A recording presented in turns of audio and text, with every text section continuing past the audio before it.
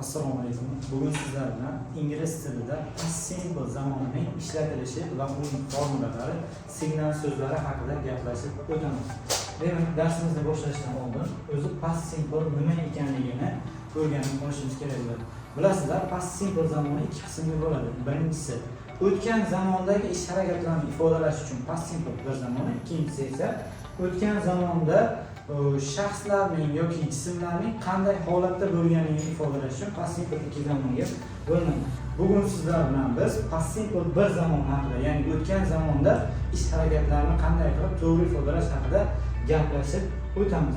Demak, darsimizning boshlashdan oldin o'tgan zamonning qanday shakllari bor, uni darak shakli qanday bo'ladi, inkor va so'roq shakllari qanday bo'lishi haqida gaplashib o'tamiz. Demak, past simple zamoni yuqorida aytib o'tganimizdek, o'tgan zamonda ish harakatlarini, o'tgan zamonda bajarilgan ish harakatlarini ifodalash uchun ishlatiladigan zamon hisoblanadi. Xo'p, uning ijobiy shakli formasi subject plus verb, darak shaklida verbimiz ikkinchi shaklda bo'ladi. Undan keyin esa object keladi. Inkor shaklida esa subject plus did not to be qo'shiladi inkorni yasash uchun va verbimiz did kelgani uchun, did to be kelgani uchun birinchi shaklga o'zgaradi. Sababi bizda did o'zi ikkinchi shakldagi fe'l hisoblanadi. Bu yerda esa u to be vazifasini bajarib kelgan.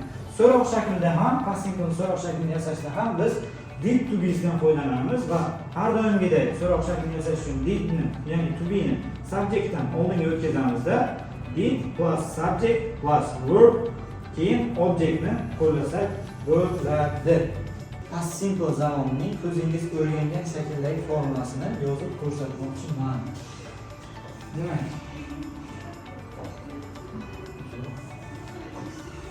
past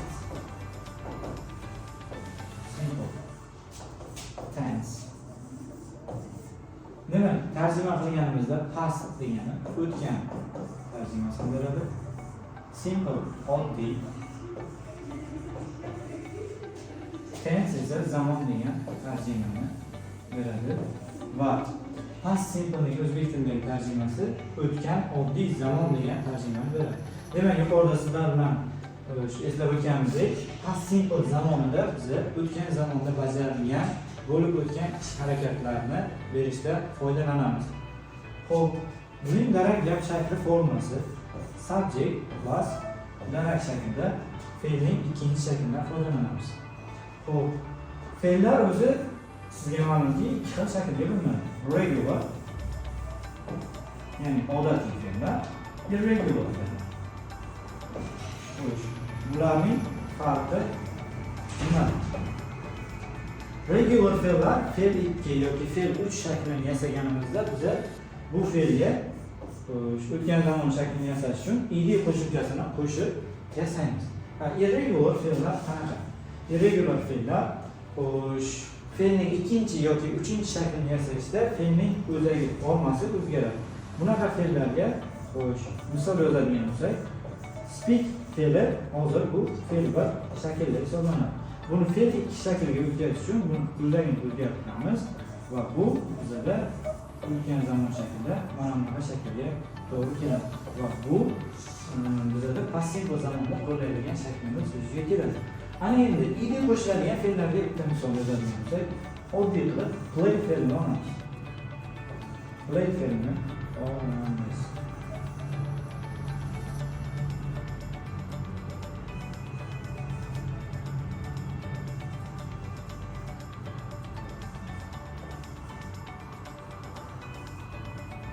Bunga o'tgan zamon shaklini yasash uchun ed qo'shimchasini qo'shishimiz kerak bo'ladi. Va bizda natija played.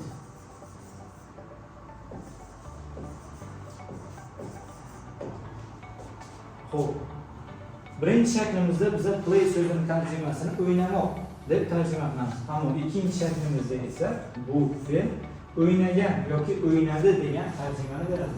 Speak bilan spoke ham xuddi shunaqa narsa yuz beradi. Speak fe'lning tarjimasi gapirmoq deb tarjima qilinadi. Fe'l bir shaklimizda, fe'l ikki shaklimizda esa spoke gapirgan yoki gapirdi deb tarjima qilinadi. Demak, hozir sezganingizdek, past simpledagi gaplarni o'zbek tiliga tarjima qilganimizda biz o'zbek tilidagi gaplarga ikkita qo'shimchani qo'shib tarjima qilishimiz mumkin bo'ladi. Bulardan birinchisi gan va ikkinchisi dil qo'shimchalaridir. Chunki o'zbek tili grammatikasida o'tgan zamonni yasash uchun mana shu ikkita qo'shimchadan foydalanamiz. Xo'p, ana endi biz subject o'tgan zamon, ya'ni past simplening darak gap shakliga misollar yozib tushuntirib bermoqchiman. Xo'p, birinchisi men futbol o'ynadim yoki o'ynaganman degan gapni darak gap shaklida yozishga harakat qilamiz. Men degan aylangan. Xo'p, bizda subjectdan keyin formulamizda fe'l 2 kelgan. Bizda play fe'li bor. Biz buni ikkinchi shaklga o'zgartirish uchun yuqorida ko'rib o'tganimizdek play fe'liga regular fe'l bo'lgani uchun id qo'shimchasini qo'shib, xo'sh, o'tgan zamon shaklini esanlikka, ya'ni bizda mana bu shakl o'ziga keladi. I played, undan keyin object keladi. Football. Xo'p, I played football. Men futbol o'ynaganman. Buni o'zbekchaga tarjimasi men futbol o'ynaganman.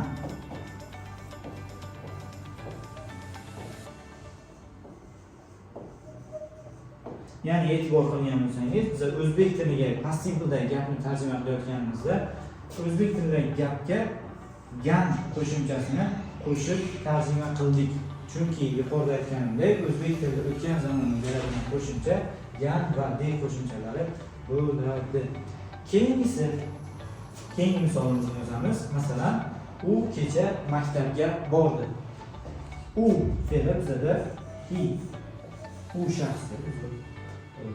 Maktabga bormoq fe'limiz bizda go fe'li bo'ladi. Bu ham irregular fe'l bo'lgani uchun buni ikkinchi shakli. Qo'lingizdagi irregular verbs jadvalini ko'rib olishingiz mumkin. Went shakliga o'zgaradi.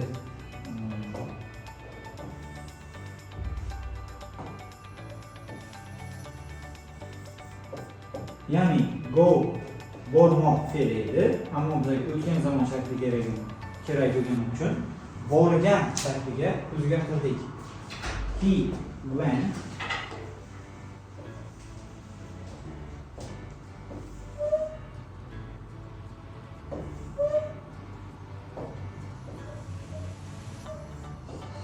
maktabga to the school. U maktabga borgan sifatida tarjima qilinadi. Demak, darak gap shaklini tushungan bo'lsak, unda qanday fe'l shakllari kelishi, uning qanday o'zbek tiliga tarjima qilinishini tushungan bo'lsak, keyingi inkor shakliga o'tsak ham bo'ladi. Xo'sh, demak, past simplening negativ shaklini formulasini ko'rib chiqamiz.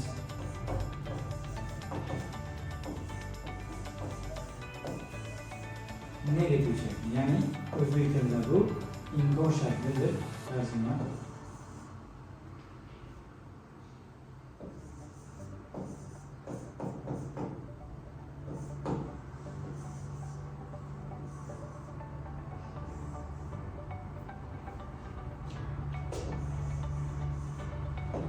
Negativ shakli. Xo'p, e'tibor bergan bo'lsangizlar, past simpleni darak gap shaklini yozayotganda biz subjektdan keyin to'g'ridan to'g'ri fe'l shaklini qo'llab ketgandik. Boshqa zamonlarga o'xshab subjektdan keyin har bitta shaxsga alohida to be'ni qo'llamagan edik. Ammo xo'p, past simpleni inkor shaklini yozayotganda biz majbur bo'lamiz baribir to be'ni ishlatishga. Xo'p, demak, past simplening inkor gapida qanaqa to be'ni ishlatamiz? Javobi did to be'sini ishlatamiz. Did plus uni qo'shimchasi bor, inkor shakli qo'shimchasi albatta. Undan keyin esa bizda fe'l bir shakli keladi. Hozir sizda savol bo'lishi mumkin, nima uchun darak gap shaklida fe'l 2, inkor shaklida esa fe'l 1. Xo'p, va inkor shaklida did to be'dan foydalandik.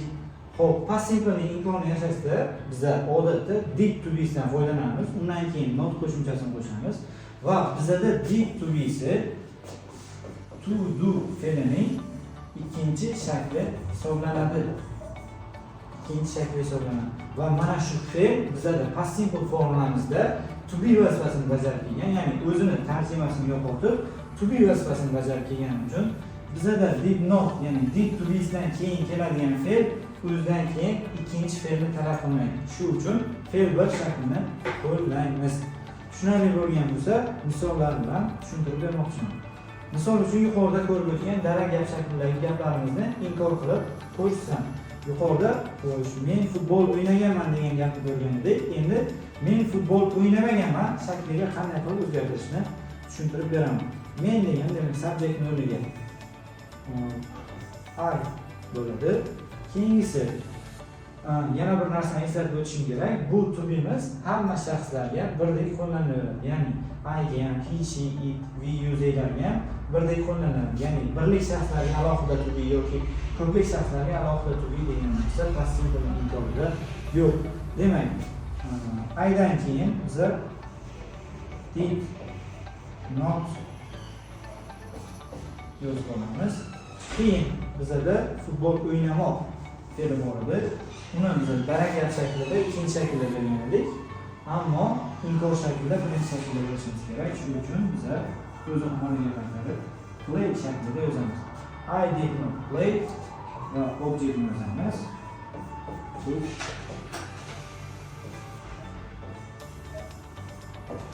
Men futbol o'ynamaganman deb tarjima qilinadi o'zbek tilida. Undan keyingi gapimiz esa u maktab bormagan gapni ingliz tilida berishimiz kerak. U he shaxsimiz bor. Keyingisi formula bo'yicha did not yozishimiz kerak.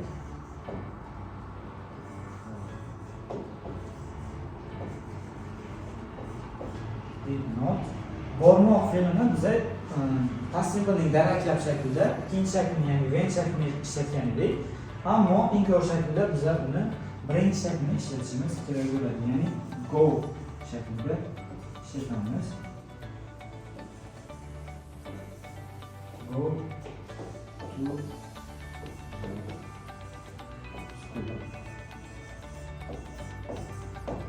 u maktab bormagan shakli yuzga keladi. Shu o'rinda yana bir narsani eslatib o'tishim kerak. Bizda past simplening inkor shaklidagi to be'si not bilan yonma-yon kelganda biz qisqartirib yozishimiz ham mumkin. Ya'ni mana bu shaklda.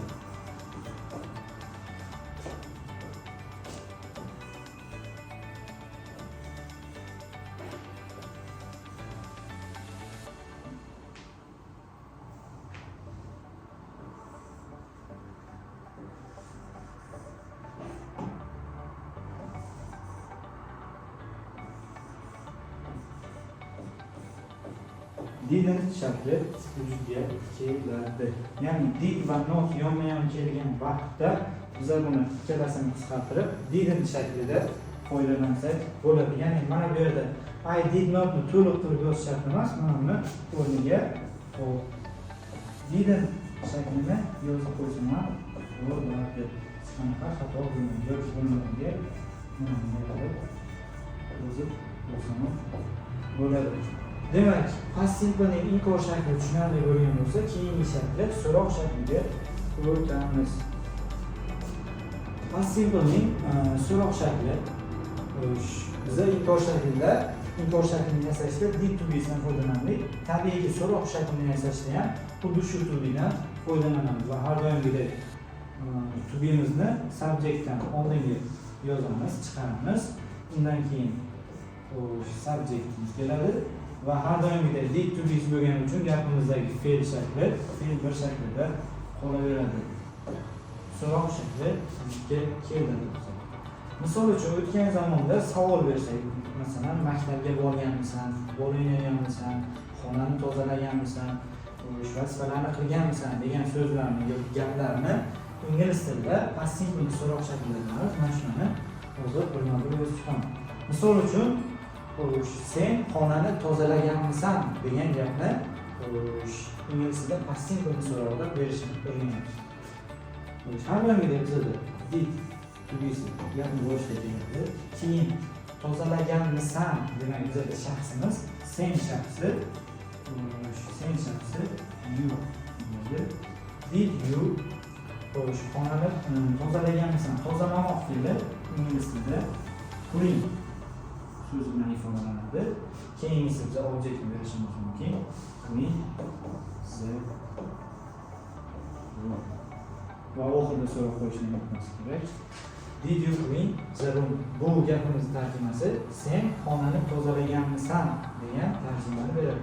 Yoki u darslarni qilib bo'ldimi degan gapni ingliz tilida tarjima qilmoqchi bo'lsak, har doimgidek so'roq shaklida did oldinda keladi. Keyingisi u did bo'ladi. Did vazifani tayyorlamoq, bajarmoq do fe'lini bersak bo'ladi. Keyingisi uning vazifalarini bilgani uchun mana bu his uyga vazifalar homework shaklida ifoda etiladi. So'roq shakli. Did he do his homework? U uyga vazifalarini bajarib bo'ldimi yoki bajarib bo'lganmi shaklida tarjima qilinadi. Xo'p, demak, past simple zamonning so'roq shakli tushunarli bo'lgan bo'lsa, keyingi shakliga o'tilgan bo'lsak, asosiy signal so'zlari, kalit so'zlar yoki ingliz tilida bularni keywords shaklida aytib o'tiladi.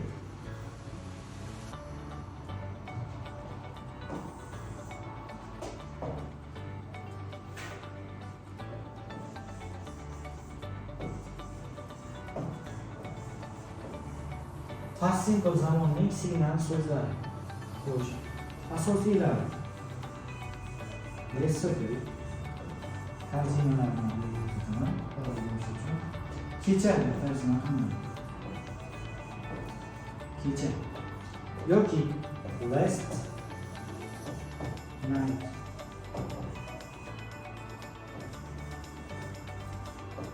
Last night.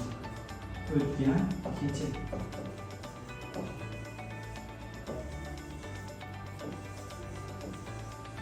Yoki last bilan biz vaqt almashlarni berishimiz mumkin. Last day yoki last week yoki last month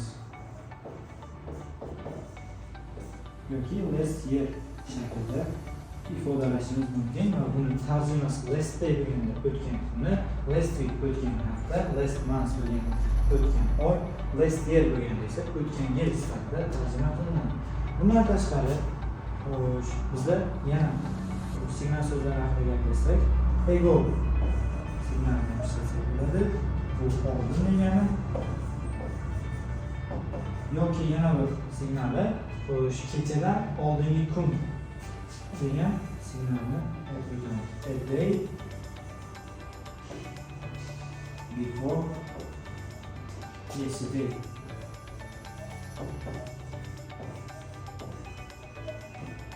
Bu kechadan oldingi kun deb tarjima qilinadi.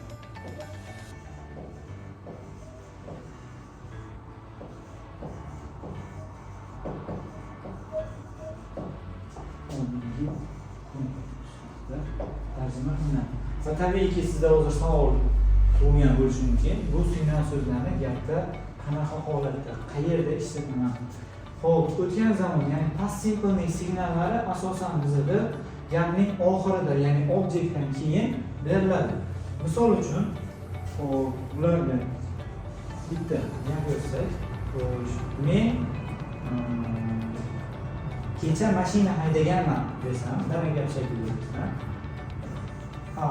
mashina haydamoq drive fe'lida ikkinchi shaklini qo'llaymiz. Drove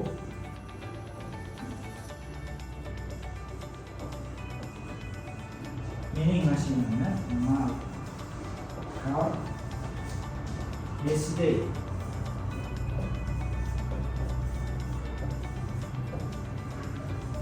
Yesterday. I drove my car yesterday. Demak, e'tibor berganingizdek, signal so'zni biz gapni oxirida qo'lladik. Yoki Men bu kitobni 2 yil oldin o'qib bo'lganman desam, ya'ni o'tgan zamonda yozilgan ishlarga va o'qimoq fe'li bizda birinchi shaklda, ikkinchi shaklda, uchinchi shaklda yozilish jihatdan o'zgarmaydi, ammo talaffuzi jihatdan o'zgaradi. Ya'ni birinchi shaklda o'qimoq read shaklida talaffuz qilinsa, ikkinchi shaklda read sifatida talaffuz qilinadi. Ya'ni gapni o'qiyotganda I read emas, o'tgan zamonda bo'lsa I read deb talaffuz qilib ketishimiz kerak bo'ladi. I read this book.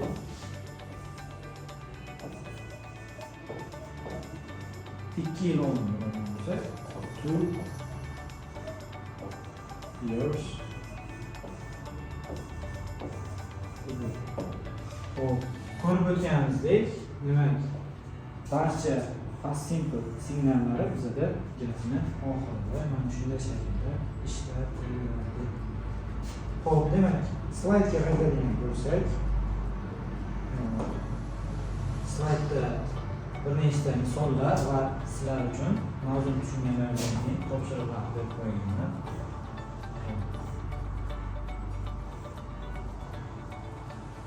Darak gap shaklida misol I played football yesterday. Xuddi berib o'tgan shaklimizda men kecha o'ynaganman. Yoki inkor shakliga she did not go to school last Monday. O'tgan dushanbada u maktab bormagan. Sifatida tarjima qilaman. Yoki so'roq shakliga did they visit Paris in 2020? Ular 2020-yilda Parijga tashrif buyurishganmi? Sifatida tarjima qilinadi. Xo'p, demak, bugun sizlar bilan past simple zamonning qanday ishlatilishi, unda qanday ish harakatlarni ishlatish, tarjima qilish, uni o'zbek tiliga tarjima qilish, undan tashqari uning darak, inkor va so'roq shakllari, uning signal so'zlari ko'rib o'tdik. Mavzuni to'liq tushungan bo'lsangiz, mana bu yerda siz uchun bir nechta topshiriqlar berib o'tilgan o'quvchilar. Bundan keyingi darslarimizni o'tkazib bo'lmasligi uchun bizning YouTube kanalimizga obuna bo'ling. Topshiriq va vazifalarni esa bizning Telegram kanalimizdan topasiz.